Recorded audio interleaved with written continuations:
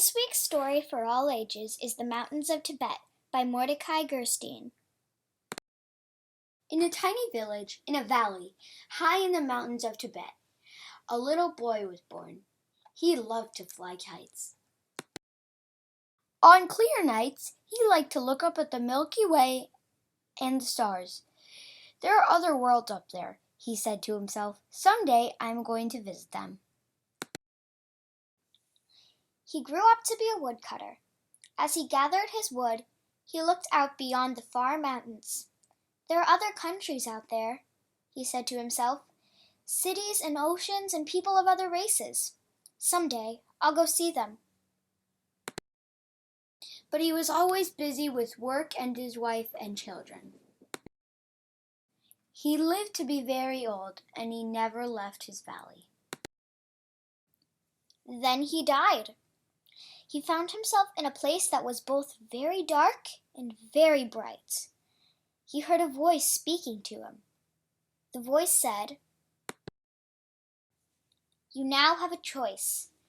You may become part of the endless universe some call heaven, or you may live another life." "I want to live another life," said the woodcutter. "The one I just lived has faded from my mind, like a dream. All I can remember is that I wanted to see more of the world." "Look around you," said the voice.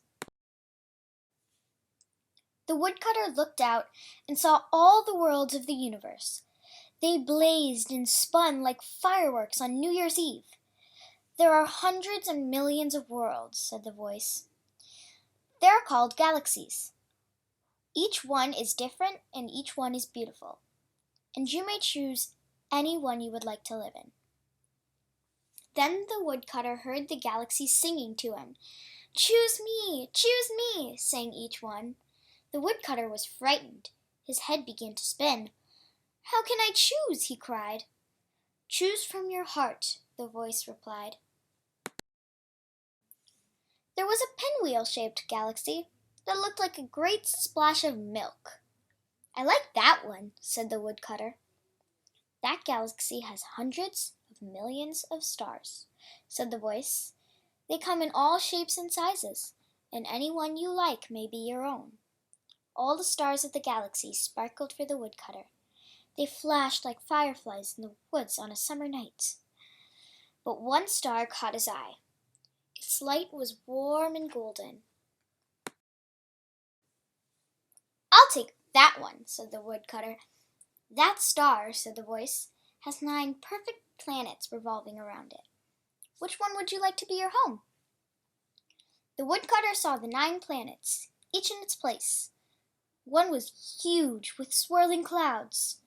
Another one was red. One had sparkling rings around it and many moons.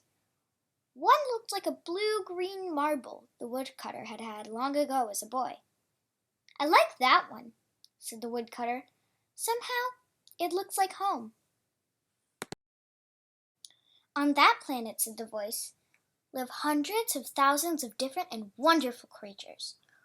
You may live your life as anyone you like. Which will you be?"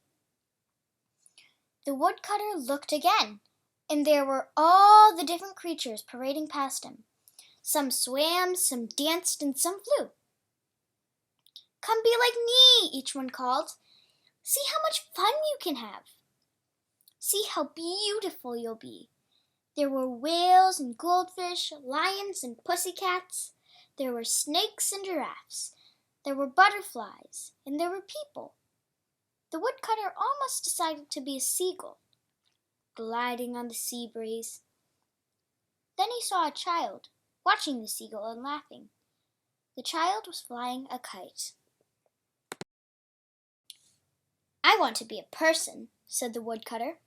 "There are thousands of kinds of people in this world," said the voice, "each with different dances and delicious dishes. And you may join any kind you like." The woodcutter looked and saw all the peoples of the world dancing around him. They looked like flowers. They were red, white, and golden people. There were black, brown, and pink people. Some wore feathers and some wore silks.